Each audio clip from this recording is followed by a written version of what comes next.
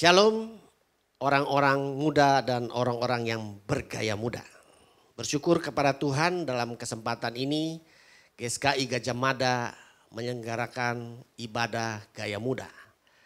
Jika Tuhan berkehendak, ibadah ini akan diadakan setiap minggu jam 10 pagi.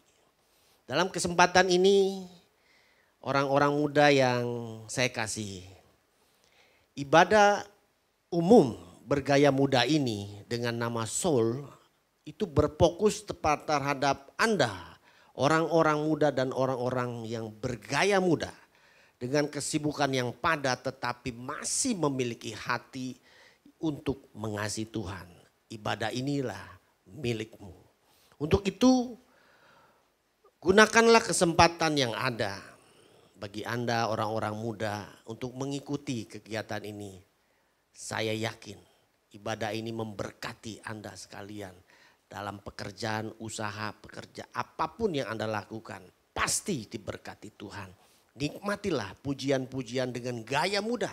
Tema-tema khotbah yang menarik dan memberikan motivasi spirit bagi kita untuk lebih mengasihi Tuhan. Untuk itu dengan kerendahan hati saya ajaklah teman, sahabat, kolega Anda untuk menyaksikan kegiatan, mengikuti kegiatan ibadah gaya muda ini dari GSKI Gajah Mada. Dan percayalah Anda pasti diberkati. Dan percayalah kegiatan ibadah gaya muda Soul ini memberkati kita semua. Selamat menikmati pujian dan pemberitaan firman yang menjegarkan dan menggairahkan manusia batin yang kita semakin mengasihi Tuhan. Amin. Shalom saudara-saudari dimanapun Anda berada. Kita boleh bersyukur, kita boleh melangsungkan ibadah perdana, ibadah kedua yang kita beri nama dengan ibadah Soul. Mari kita siapkan segenap hati kita tundukkan kepala. Bapa, kami ucap syukur untuk setiap berkat penyertaan dan pelindungan Engkau. Jikalau kami ada saat ini, semua berkat kemurahan Engkau.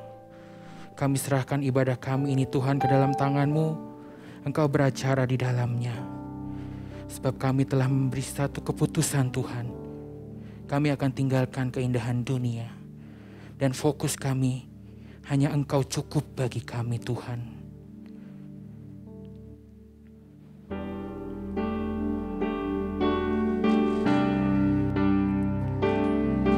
Kita naikkan pujian ini bersama-sama.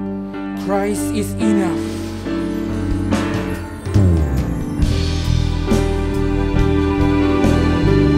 Naikkan pujian ini tulus dari setiap hati kita. Haleluya. Christ is my reward and all of my devotion.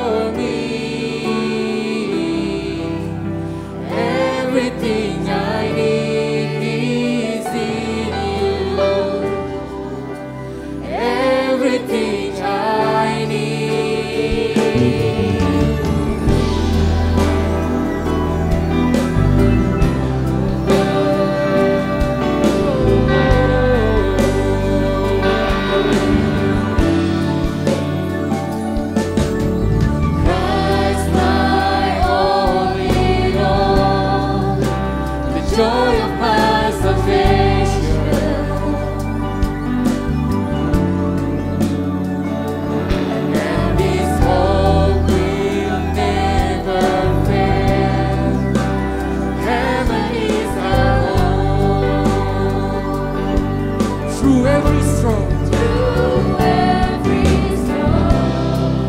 My soul will sing, Jesus is here. To God be the glory. Rising enough for me. Rising enough for me. Everything I need is in you. Everything I need.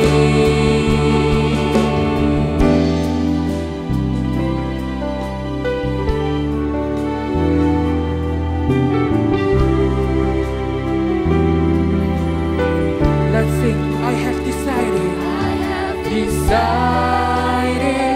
to follow Jesus. No turning back. No turning back. Once again, I have decided to follow Jesus. No turning back. No turning back. The cross before me, the world behind me. No turning back. No turning back. The cross before me, the world behind me. No turning back. No turning. Let's sing. Christ is enough for me. Rising enough for me. Rising enough for me. Everything I need is in you. Everything I need. I have decided to follow Jesus. No turning back. No turning. The cross before me. The cross before me. The world behind me. No turning back. No turning back.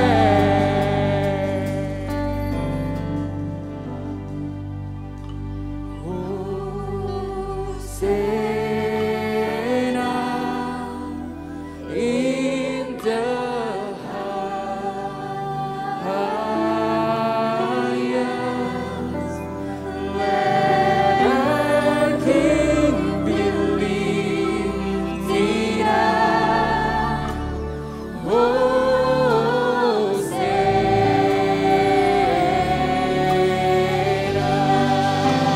Let's sing Hosanna.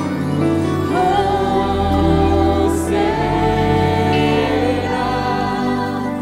in the highest.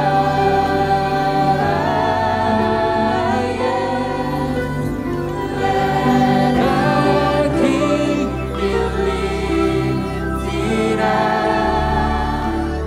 Hosanna. Let our King be lifted up. Let our King be lifted. Once again, say, let our King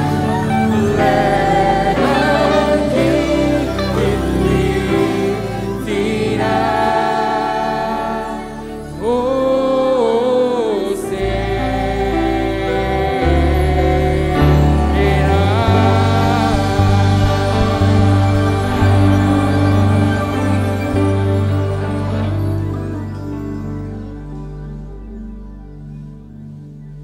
Tetap dalam sukacita yang penuh, mari kita bangkit berdiri.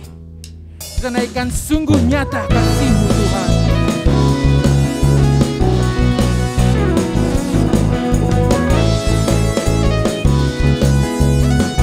Bersama-sama katakan seindahnya.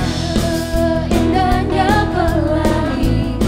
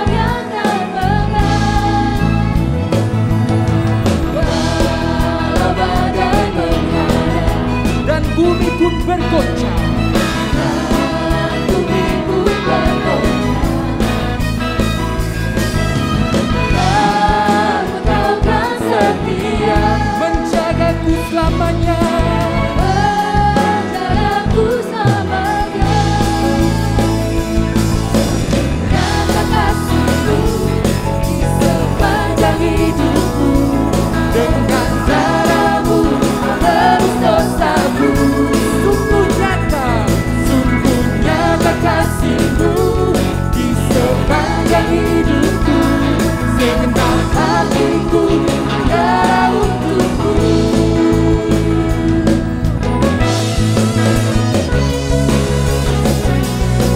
Lebih semangat kita naikkan pujian ini. Seindahnya pelangi, Seindahnya pelangi,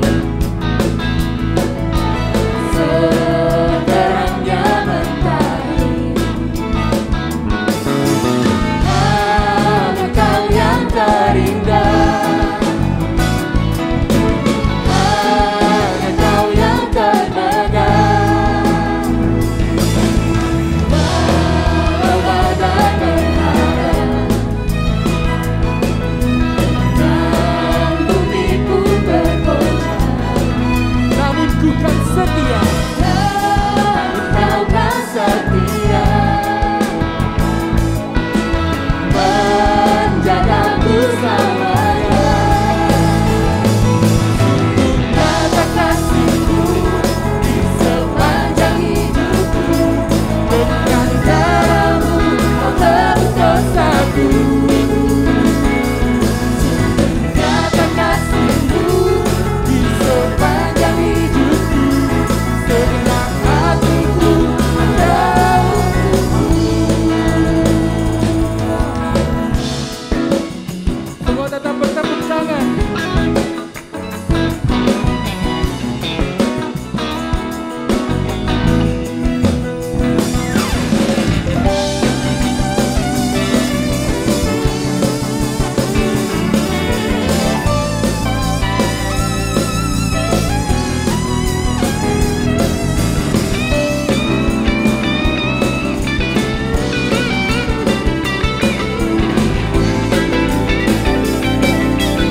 Sama-sama katakan.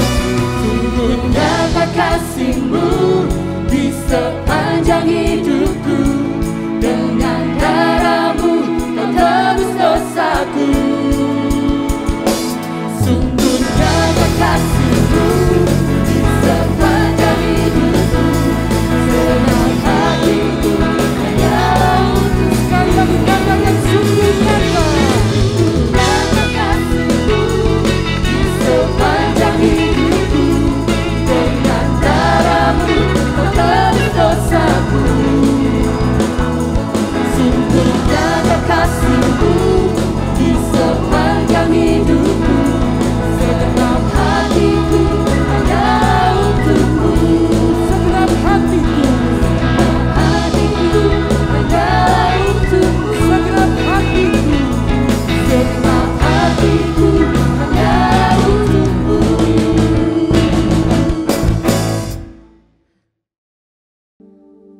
Masih tetap semangat memuji Tuhan, amin. Mari kita naikkan pujian. Ajaib Kau Tuhan. Haleluya.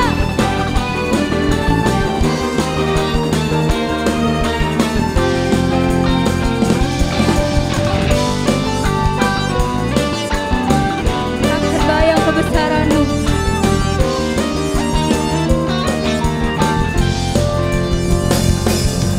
Tak terbayang kebesaran-Mu dan tak terbanding kekuatan-Mu Tuhan.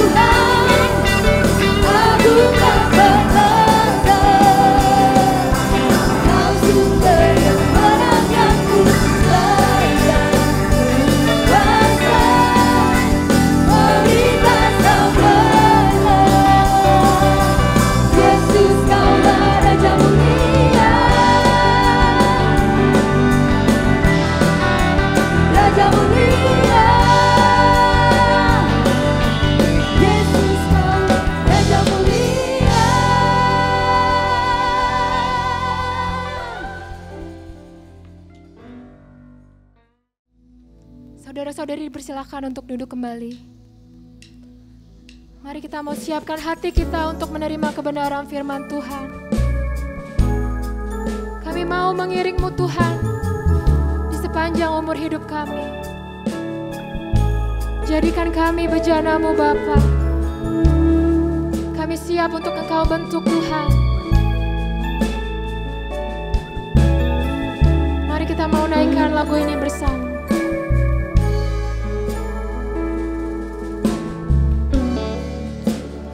Kekuatan di jiwaku, ketenangan batinku, ada dalam hadirat-Mu, ku menyembah-Mu.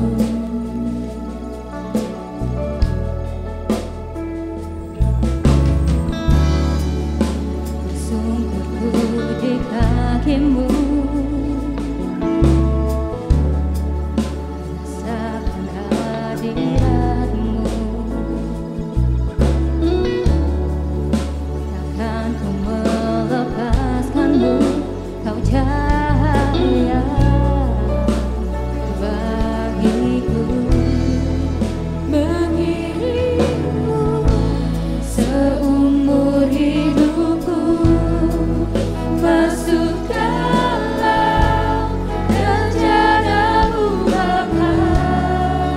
Pikiranku, kehendakku, ku serahkan padamu.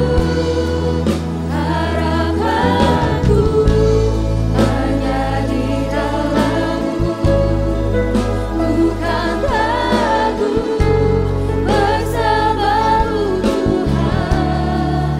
Jadikan ku bejana-Mu untuk memuliakan-Mu.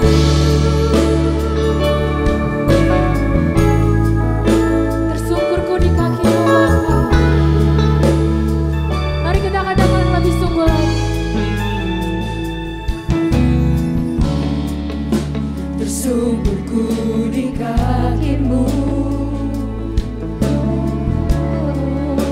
rasakan hadirat-Mu. Takkan ku melepaskan. Takkan ku melepaskan-Mu, Kau cahaya bagiku. Mengiring-Mu seumur hidupku, masuk dalam rencana-Mu Bapa. Pikiranku, kehendakku, ku serahkan padamu. Harapanku hanya di dalam-Mu,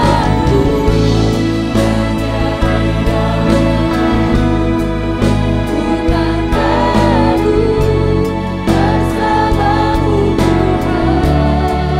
Jadikan ku bejana-Mu untuk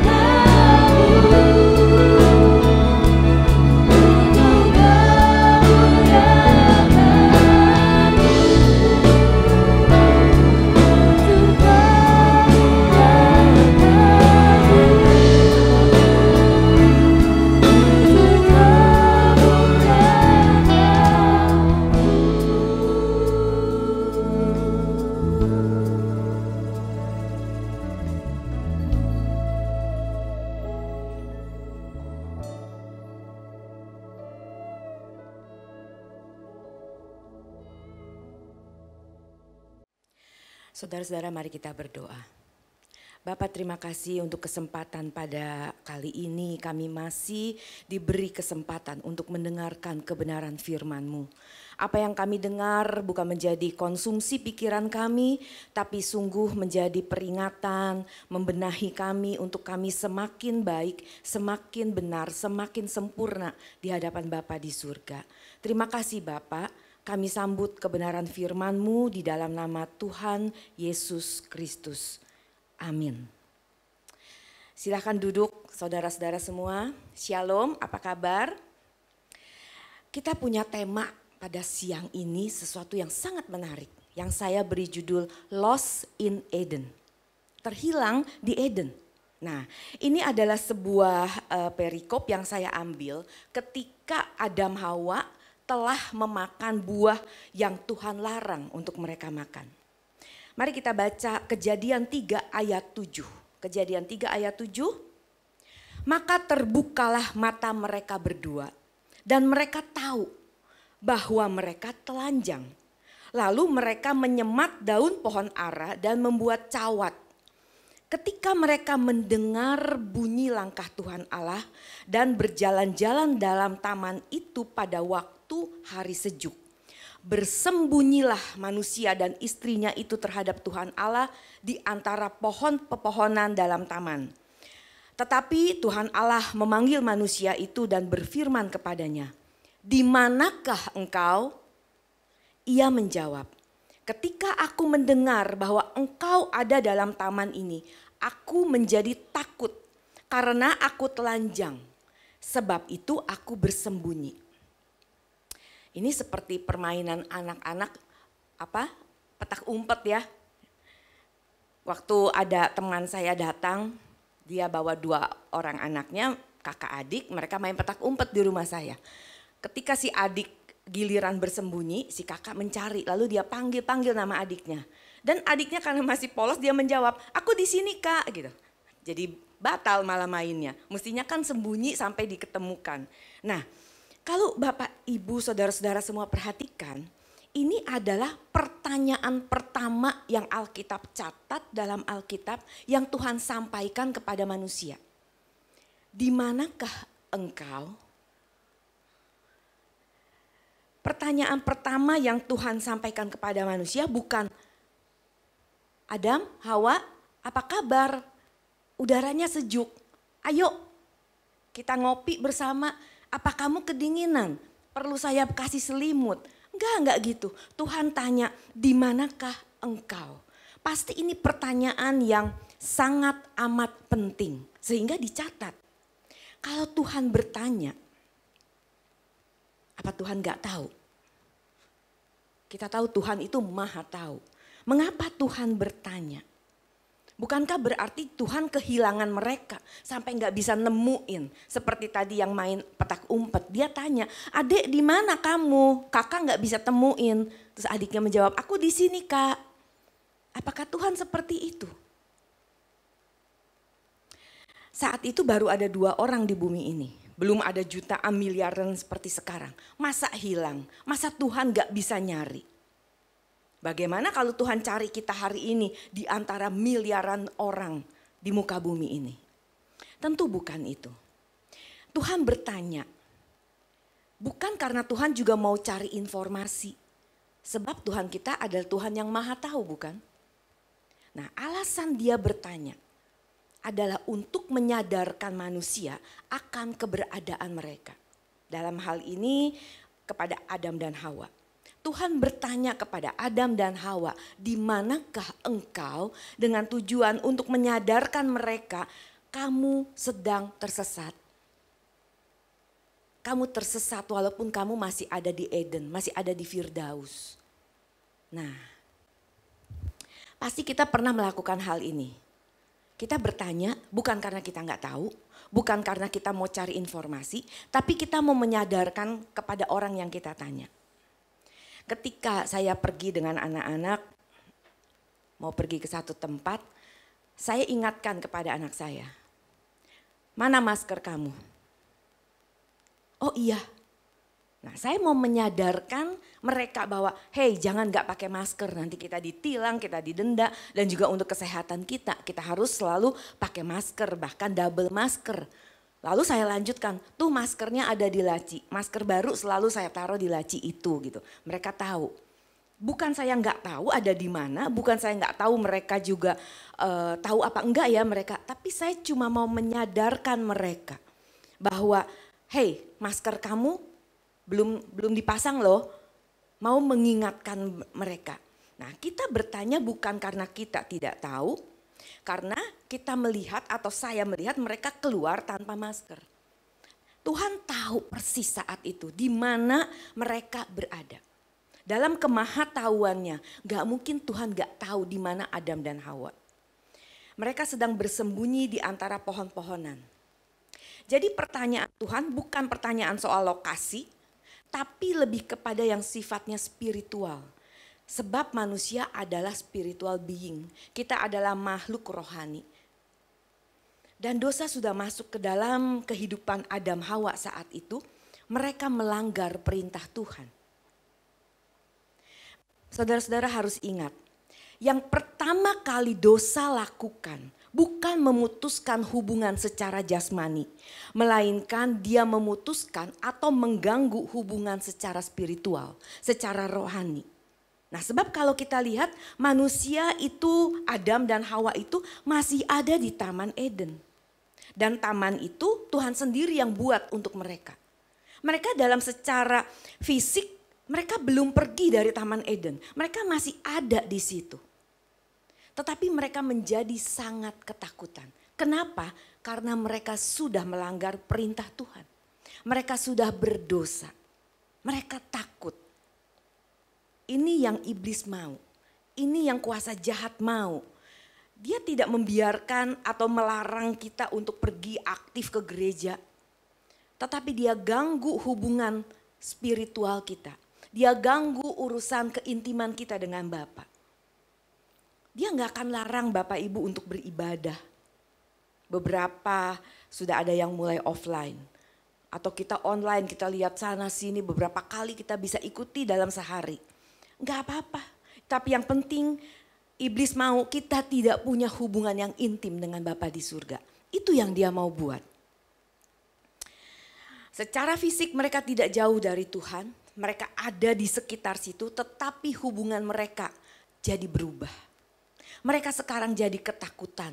Mereka menyadari keadaan mereka bahwa ada sesuatu yang berubah. Karena biasanya mereka gak pernah bersembunyi. Tapi sekarang untuk pertama kalinya mereka bersembunyi dari hadapan Tuhan. Hubungan menjadi berubah. Kualitasnya jadi berubah. Mereka tidak lagi berapi-api. Mereka tidak lagi jatuh cinta dengan Tuhan. Mereka tidak lagi passionate about God. Hubungan mereka berubah. Ingat, mereka masih ada dalam ruang lingkup yang sama. Yaitu di Taman Eden. Kalau bagi kita hari ini, kita masih ada di lingkup rohani, masih ada di lingkup gereja, masih aktif pelayanan. Tetapi yang berubah adalah hubungan rohani, hubungan spiritual, keintiman dengan Tuhan yang sudah putus, yang sudah terganggu. Maka ketika mereka dipertanyakan, di manakah engkau? Mereka menjawab, aku takut.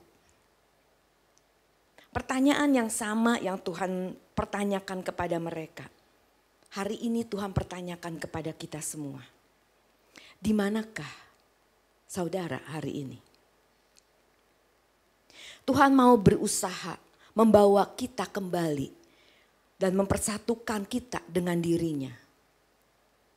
Dia berusaha untuk mendamaikan manusia dengan dirinya. Di manakah engkau? Merupakan satu pertanyaan yang sangat penting. Dan ini pertanyaan pertama yang Alkitab catat, yang Tuhan lontarkan kepada manusia. Ketika saya pindah rumah, beberapa orang teman yang biasanya datang, ada juga anak-anak yang tapping di rumah dan sebagainya, mereka bertanya, wah saya tersesat nih rasanya, saya kebingungan cari rumah baru ini. Mereka sudah masuk ke dalam kompleks perumahan tetapi mereka nggak bisa menemukan nomor rumahnya. Maka mereka telepon. Rumahnya di mana ya tante? Ibu rumahnya di mana? Sepertinya saya kesasar. Nah kalau dia bertanya seperti itu saya akan balik bertanya. Sekarang posisi kamu di mana? Saya akan bisa menunjukkan jalan ke rumah saya kalau saya tahu kamu ada di mana. Lalu saya beri ancar-ancar. Coba kamu lihat dekat kamu ada pos satpam enggak? Oh enggak ada, wah. Kalau gitu kamu lihat ada rumah yang gentengnya warna merah enggak? Mencolok sekali. Rumahnya besar putih tapi gentengnya merah tua. Oh ada. Nah, oh ya kalau gitu itu udah deket. Kamu tinggal lurus 50 meter lalu belok kanan, belok kiri. Itu rumah saya nomor 2 di sebelah kiri. Saya akan beri arah. Tapi ketika mereka bilang nggak tahu saya di mana. Lalu saya beri petunjuk rumah merah, satpam, ada tukang jualan, ada ini. Dia bilang nggak ada semua. Saya sulit untuk menuntunnya. Karena mereka sendiri tidak tahu di mana posisi mereka saat itu. Saudara pernah mengalami hal seperti itu? Nah, karena pada saat kita berhasil menunjukkan jalannya, mereka akan nyampe ke rumah saya. Demikian juga ketika kita menggunakan Google Maps. Ketika kita mau pergi ke Gajah Mada. Sekarang ada ganjil genap kan? Kita Google mana nih jalan yang bisa bebas dari ganjil genap. Saya cari. Barusan saya juga ikut muter karena nomornya nggak cocok dengan ganjil genap. Nah, Google Maps akan bertanya di mana posisi kamu saat ini, baru dia bisa menunjukkan arah. Maka pertanyaan, di manakah engkau? Merupakan satu pertanyaan yang sangat penting. Sebab kita tidak akan sampai ke tujuan ketika kita tidak tahu di mana posisi kita hari ini. Lewat kebenaran yang kita dengar. Mungkin bukan hanya setiap hari, sehari bisa 2-3 kali. Lewat doa. Kita mungkin sudah tahu visi hidup kita apa, tujuan hidup kita apa. Harapan kita langit baru, bumi baru, kita tahu. Tapi saya menemukan seringkali yang menyebabkan kita tidak bisa sampai ke tujuan bukan karena kita tidak tahu tujuan kita. Tetapi masalahnya kita tidak sadar di mana posisi kita hari ini. Itu sebabnya kita tidak bisa diarahkan, tidak bisa Tuhan pimpin sampai ke tujuan, ke langit baru, bumi baru. Sekarang masalah kesehatan sedang kita perbincangkan dan menjadi sesuatu yang penting. Seorang teman saya terpapar COVID. Sudah pasti karena dengan gejala-gejala dan sebagainya. Dan dia tes antigen. Lalu saya bilang, kamu gak cukup antigen, mending kamu PCR. Iya kan, supaya lebih pasti dan obat yang dikasih supaya lebih tepat gitu. Jangan cuma tebak-tebakan. Dia bilang gak mau, saya takut kalau tahu saya COVID. Loh, antigen aja kamu udah reaktif, kenapa tinggal selangkah lagi? Tidak mau, saya takut.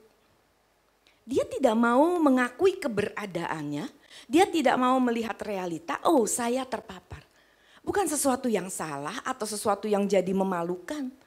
Semua kita bisa terpapar dan kita bisa menyikapinya dengan benar. Kita berobat, kita isoman atau kita ke rumah sakit, enggak masalah sama sekali. Tapi kenapa tidak mau diperiksa? Dia tidak mau mengakui keberadaannya.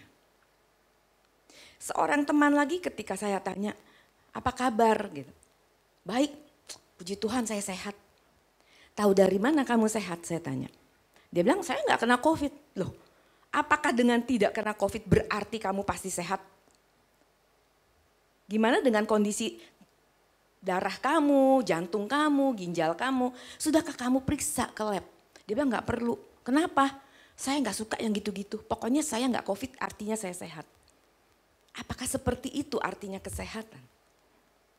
Kita sering mengabaikan atau kita sering takut menghadapi kenyataan. Ternyata saya sudah keluar dari jalur Tuhan. Ternyata saya sudah tidak jatuh cinta lagi sama Tuhan. Ternyata kesibukan-kesibukan membuat saya sudah kurang lagi berdoa kepada Tuhan. Atau sebaliknya, kegiatan kita yang begitu banyak selama masa pandemi ini dalam hal kegiatan rohani membuat kita sudah merasa cukup. Saya sudah dikenal Tuhan.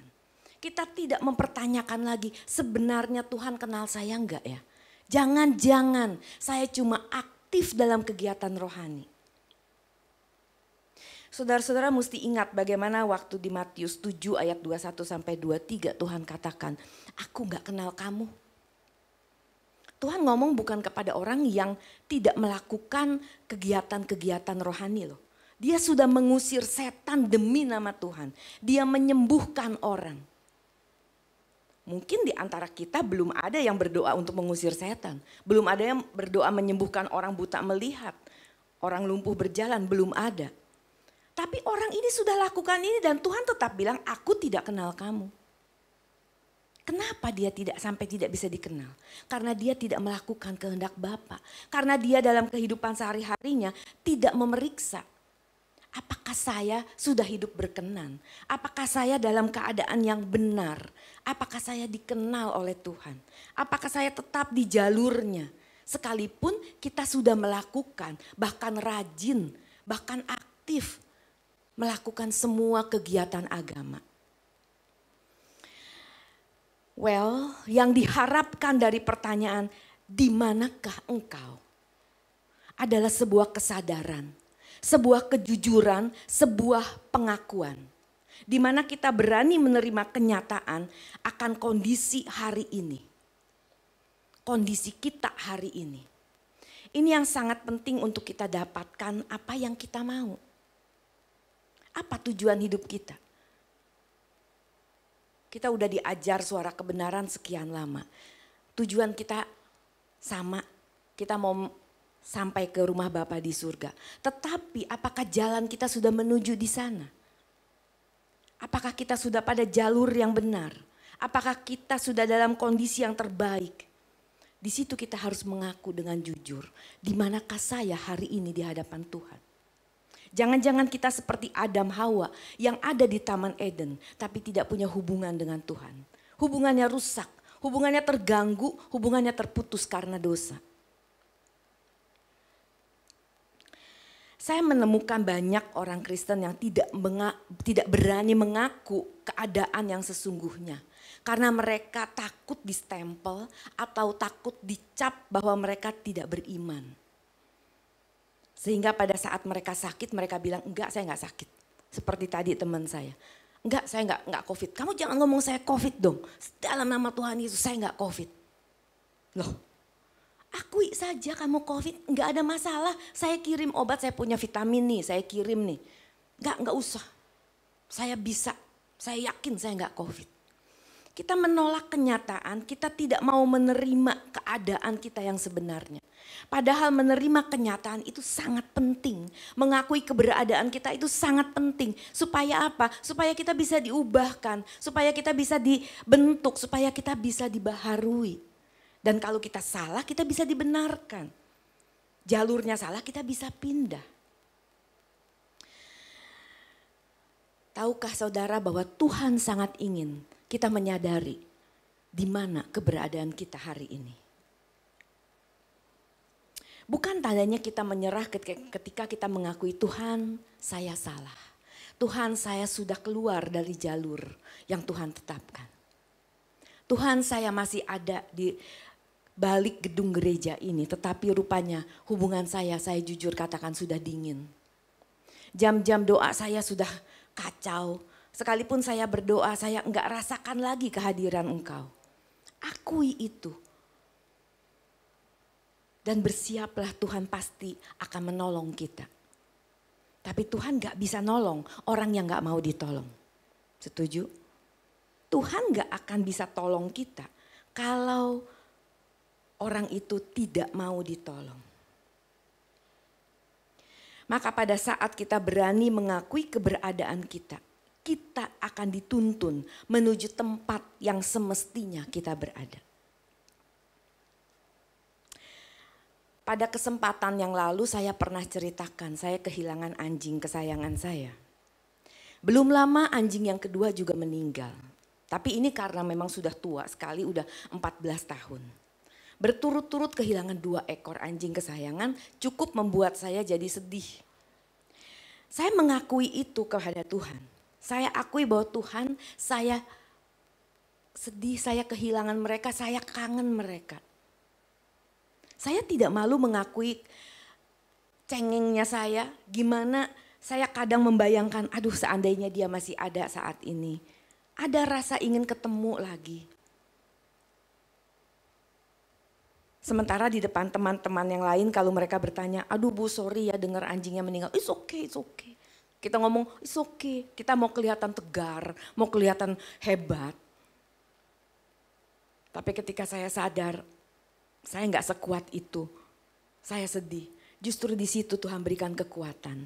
Di situ Tuhan berikan penghiburan. Ketika kita mau mengakui keberadaan kita, maka Tuhan akan turun tangan. Matius 26 ayat 36 sampai 39. Yesus bersama dengan murid-muridnya sampai ke suatu tempat yang bernama Getsemani. Lalu ia berkata kepada murid-muridnya, duduklah di sini sementara aku pergi ke sana untuk berdoa. Dan ia membawa Petrus dan kedua anak Zebedeus bersertanya. Maka mulailah ia merasa sedih dan gentar. Perhatikan. Lalu katanya kepada mereka, hatiku sangat sedih, mau mati rasanya. Tinggallah di sini dan berjaga-jagalah dengan aku. Maka ia maju sedikit lalu sujud dan berdoa katanya. Ya Bapa, jikalau sekiranya mungkin, biarlah cawan ini lalu daripadaku. Tetapi janganlah seperti yang ku kehendaki, melainkan seperti yang Engkau kehendaki. Saudara-saudara perhatikan. Di sini Yesus berkata, aku merasa sedih, mau mati rasanya. Dia tidak menyembunyikan perasaannya. Dia tidak berpikir, wah gengsi nih kalau saya cerita nih. Gak boleh tahu, saya gak boleh kelihatan lemah di depan murid-murid saya. Saya harus kelihatan tegar. Saya harus jadi sosok yang menjadi teladan yang tidak kelihatan payah di depan mereka. No. Di sini Tuhan menunjukkan sisi kemanusiaannya. Tapi di sini kita juga melihat bahwa Tuhan dengan berani menunjukkan kesedihannya. Menunjukkan bahwa aku sedih, sangat sedih. Bahkan dikatakan mau mati rasanya. Pernah saudara rasakan posisi seperti itu? Ketika masalah kita nggak ada jalan keluar rasanya. Ketika kita sudah berdoa, wah udah jungkir balik, udah tambah puasa, udah minta tolong kiri kanan. Tapi nggak ada jalan keluar. Rasanya kita berkata, Tuhan mati aja deh saya. Aku udah nggak kuat begini. Itu yang Tuhan rasakan saat itu. Kalimat ketika Tuhan bilang, aku sangat sedih mau mati rasanya. Ini menunjukkan bahwa dia menerima kenyataan yang ada. Dia tahu persis di mana posisinya hari itu. Alkitab tidak mungkin menulis sesuatu tanpa maksud. Ini adalah satu maksud supaya kita tahu bahwa Yesus pun bisa relate, bisa ngerti perasaan kita. Maka jangan malu ketika kita mengatakan kepada Tuhan, Tuhan saya sedih, Tuhan saya kecewa, Tuhan saya nggak tahu saya ada di mana hari ini, saya bingung. Cuma saya rasakan saya hambar hari ini, saya merasa kosong hari ini. Dia bisa mengerti hal itu karena dia pernah ada di posisi yang sama. Bahkan dia sampai mau mati rasanya. Tuhan Yesus tidak takut berbagi. Sebab kalau kita terus menunjukkan kesan bahwa kita selalu kuat, kita sejatinya sedang membohongi diri kita sendiri. Saya tidak bilang bahwa kita harus mengaku kepada semua orang, tidak. Dengan bijak kita akan bercerita kepada orang-orang tertentu. Tapi terlebih mari kita akui kepada diri kita sendiri. Saya ternyata masih suka iri.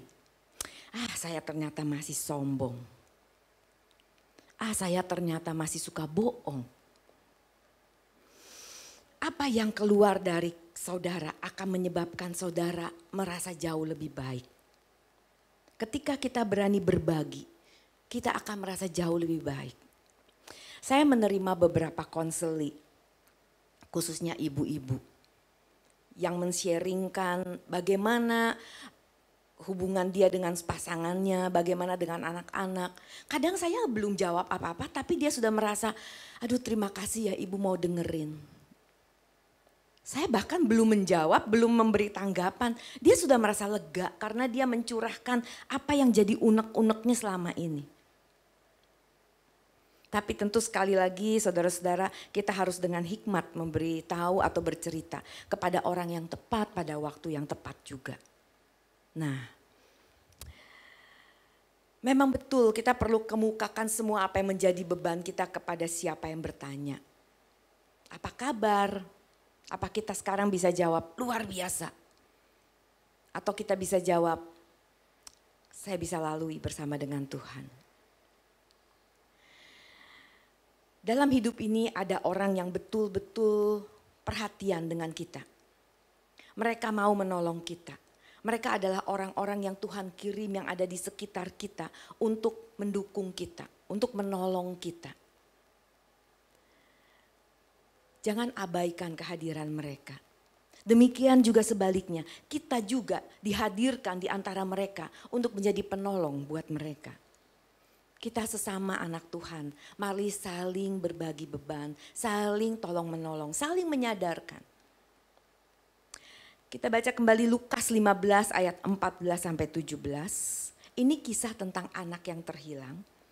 Saya nggak ceritakan semua karena semua pasti sudah pernah dengar, tapi saya mau ambil beberapa poin yang penting. Setelah dihabiskannya semuanya, timbullah bencana kelaparan di dalam negeri itu dan ia pun mulai melarat. Lalu ia pergi dan bekerja kepada seseorang majikan negeri itu. Orang itu menyuruhnya ke ladang untuk menjaga babinya. Lalu ia ingin mengisi perutnya dengan ampas yang menjadi makanan babi ini. Dan tidak seorang pun yang memberikannya kepadanya.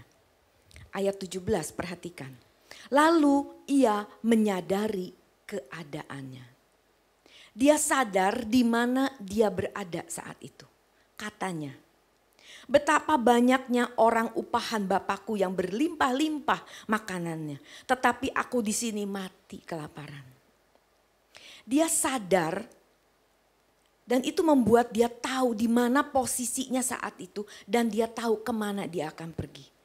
Dia bukan hanya anak yang terhilang, tapi dia juga mengakui keberadaannya dan dia berani mengakui kesalahannya.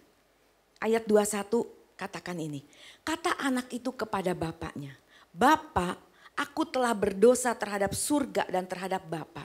Aku tidak layak disebut sebagai anak Bapak. Penting saudara-saudara untuk kita mengakui keberadaan kita. Tapi jangan sampai situ saja. Mari kita juga seperti anak bungsu ini. Kita mengakui kesalahan kita.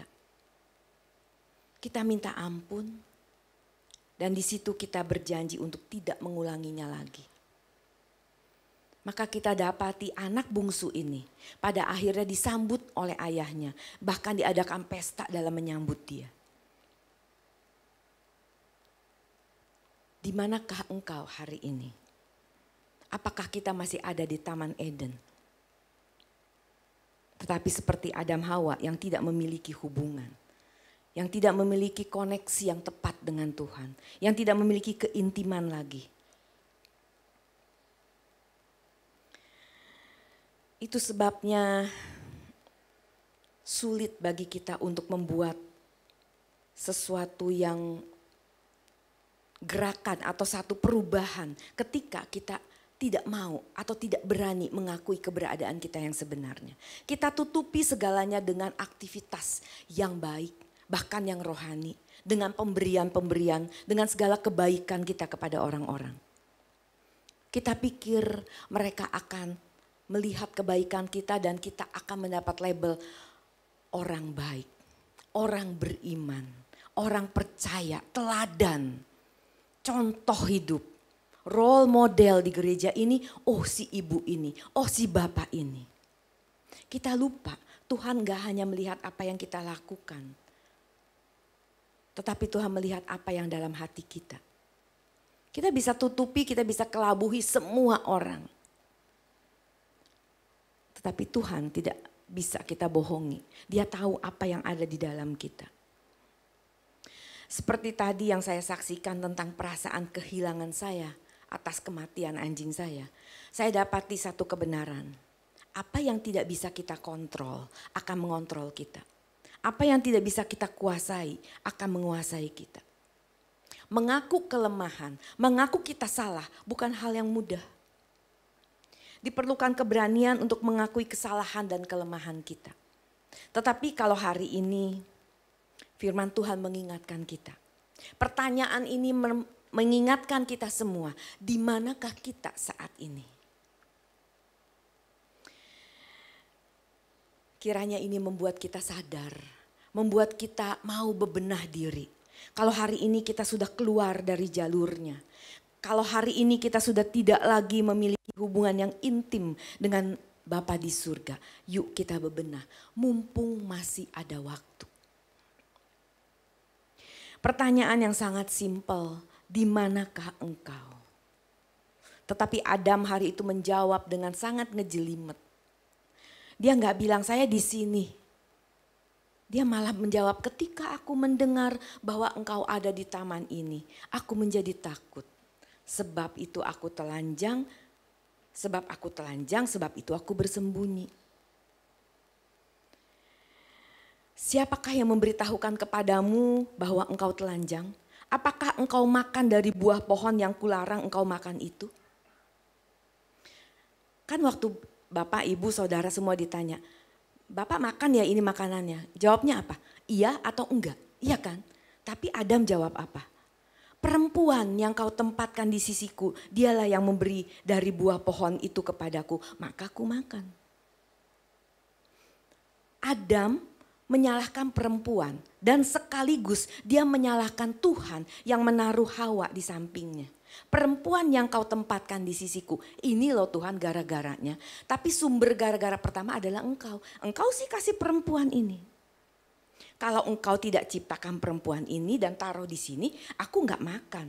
Aku jadi nggak salah loh. Saudara lihat, betapa sering kita seperti Adam. Kita cari kambing hitam. Sulit untuk mengaku, ya Tuhan saya salah. Saya salah, saya mengaku salah. Saya sudah keluar dari jalurmu. Dibutuhkan keberanian. Dan ketika Tuhan tanya perempuan ini, perempuan itu pun bertanya. Berbalik mengatakan, ular yang memperdaya aku, maka aku makan. Sulit banget untuk mengaku, sulit sekali. Adam tidak berani mengakui kesalahannya. Ya salah, akui, maafkan saya Tuhan. Ketika kita berani mengakui kesalahan kita, mengakui keterbatasan kita, mengakui kelemahan kita, berarti kita orang yang bertanggung jawab. Salah satu pilar dari Rehobot, dari GSKI adalah bertanggung jawab.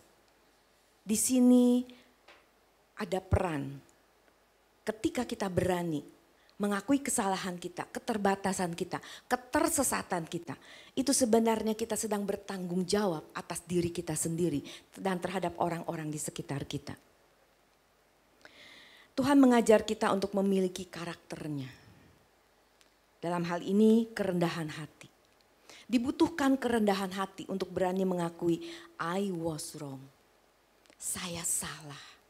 Tapi hari ini saya mengaku dan saya mau engkau ubah. Saudara-saudara, mumpung kita masih punya kesempatan.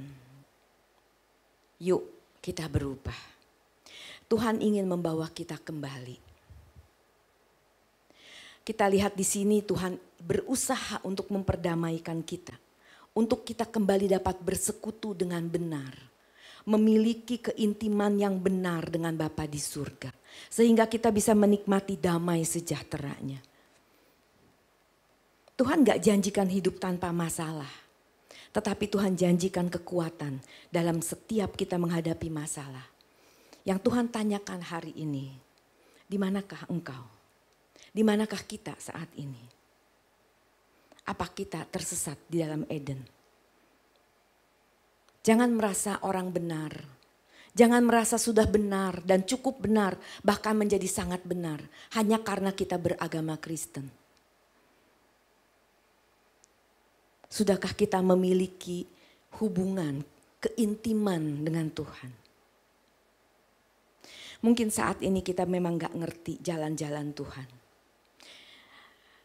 Kita nggak ngerti apa yang Tuhan mau. Kita nggak ngerti apa rancangan Tuhan dalam hidup kita. Tetapi kalau hari ini Tuhan lemparkan pertanyaan, di manakah engkau? Itu berarti Tuhan membuka dirinya untuk kita temui. Tuhan mau kita kembali kepadanya. Akui bahwa kita sudah jauh dari Tuhan. Kita sedang lakukan banyak dosa ini dan itu. Saya sedang capai, saya lelah, saya takut, saya bimbang, saya ragu Tuhan. Tapi saya tidak mau ada di posisi ini terus. Saya mau bangkit, saya mau berubah. Pertolongannya akan menjangkau di mana tempat kita berada hari ini.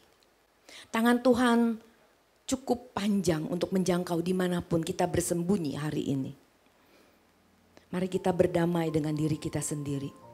Mari kita berdamai dengan Allah. Di manakah engkau hari ini? Tuhan memberkati.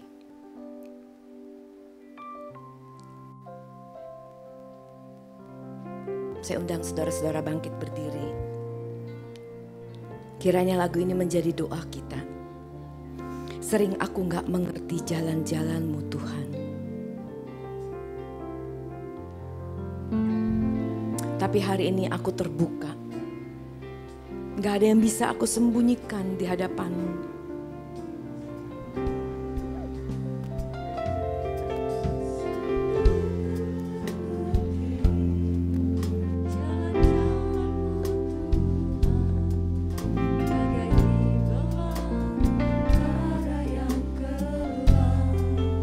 Banyak pertanyaan yang aku mau sampaikan, Bapak. Tapi aku mau belajar percaya. Jejak-Mu Tuhan sungguh sempurna dalam hidupku. Sering aku gak mengerti. Jalan-jalan-Mu Tuhan bagai di belantara yang kelam. Tanpa seribu tanya, namun tetap percaya. Jejak-Mu Tuhan sungguh sempurna. Aku mau belajar memahami Bapa. Semua yang Engkau rancang dalam hidupku. Kalau hari ini aku sudah keluar dari jalur-Mu, dari jalan-Mu. Hari ini aku berkomitmen untuk kembali. Untuk kembali ke jalan-Mu. Kembali ke rancangan-Mu. Sepenuh hati aku berjanji Bapa. Aku menyerahkan diri kepadamu. Ajarku memahami semua yang Kau ingini, agar hidupku puaskan hati-Mu. Bagimu aku rela sepenuh hati menghamba, serahkan diri, genapi karya-Mu. Saya undang dengan hormat Bapak Santo untuk menutup.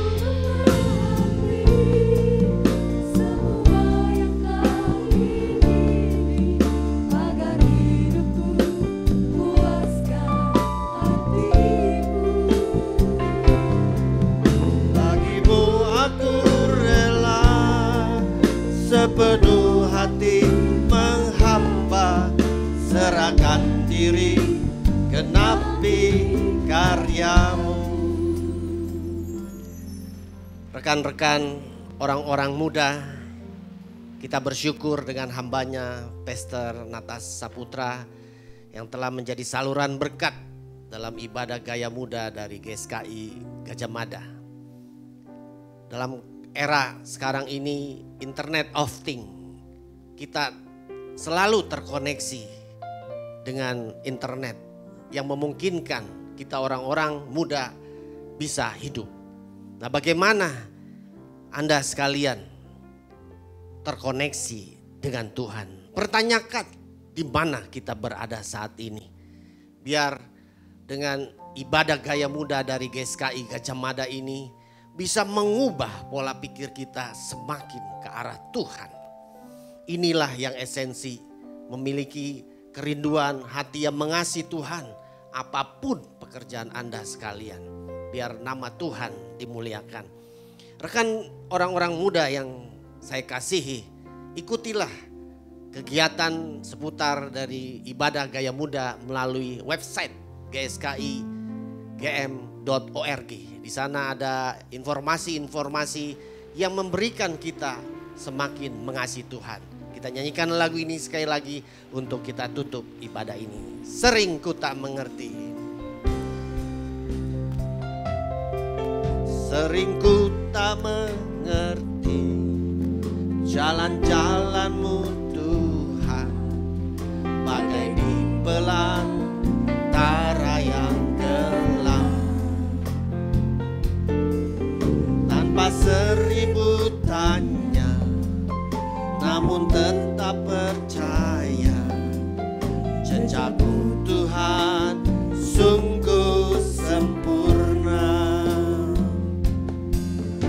Ajarku memahami semua yang Kau ingini, agar hidupku puaskan hati-Mu.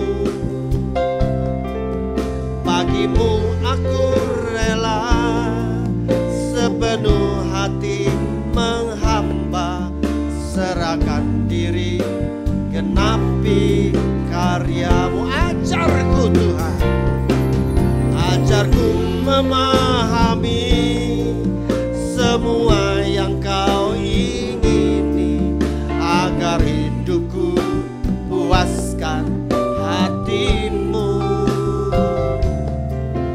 Bagimu aku rela sepenuh hati menghamba, serahkan diri genapi karya-Mu. Tuhan, terima kasih buat kegiatan ibadah gaya muda dari GSKI Gajah Mada. Penyertaan Tuhan dari awal sampai akhirnya. Hamba percaya berkat Tuhan ada, khususnya orang-orang yang bergaya muda, yang memiliki kesibukan yang padat, tetapi masih memiliki hati untuk mengasihi Tuhan. Tuhan berkati orang-orang muda ini, usaha pekerjaan apapun yang dilakukan, biar nama Tuhan dimuliakan. Terima kasih Tuhan. Tuhan berkati hamba-Mu Pastor Esther Natasha dalam pekerjaan, dalam pelayanan dimanapun hamba-Mu berada. Dan rekan-rekan orang-orang muda yang kami kasih dimanapun Anda berada, angkatlah tangan dan terimalah berkat ini. Berkat dari Allah Bapa di surga, cinta kasih yang manis dari Tuhan Yesus Kristus dalam persekutuannya dengan Roh Kudus turun menyertai kita mulai hari ini sampai selama-lama. Katakan amin. Sampai jumpa. Tuhan memberkati.